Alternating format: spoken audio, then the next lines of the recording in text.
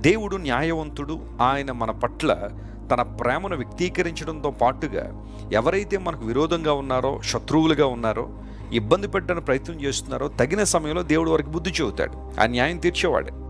అయితే దేవుని ప్రేమను అనుభవిస్తున్న మనందరం కూడా దేవుని స్తుతిస్తూ మనం ముందు కొనసాగినప్పుడు గొప్ప ఆనందాన్ని, సంతోషాన్ని మనం అనుభవిస్తాం. దేవుని బిడ్డ ఒకసారి విను. ఈరోజు బహుశా నువ్వు దుఃఖంలో ఉన్నావేమో, కన్నీరు ఏరులై పారుతుందేమో, నీ సమస్యను ఎవరికి చెప్పుకున్నా బహుశా వాళ్ళకి అర్థం కావట్లేదేమో. ఇంతవరకు నీ చేతుల్లో పెరిగిన నీ పిల్లలే ఈరోజు నీకు వ్యతిరేకంగా మాట్లాడుతూ, నిన్ను ద్వేషిస్తూ, నిన్ను దూషిస్తూ, ఇక నువ్వు నాకు అక్కర్లేదు అని సొంత మార్గాల్లో వారు ప్రయాణం చేయడానికి ఇష్టపడుతున్నారేమో.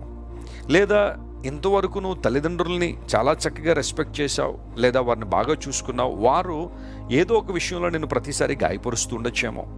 భార్యాభర్తలు మధ్యలో విభేదాలు, తల్లిదండ్రులకి పిల్లలకు మధ్య విభేదాలు, ఎక్కడ చూసిన ఈ రోజున అశాంతి, అసమాధానం, దుఃఖము ఏలుబడి చేస్తున్న ఈ ప్రపంచంలో నిజంగా నువ్వు ఆనందించాలంటే నువ్వు మొట్టమొదటిగా సియోను నివాసిగా ఉండాలి.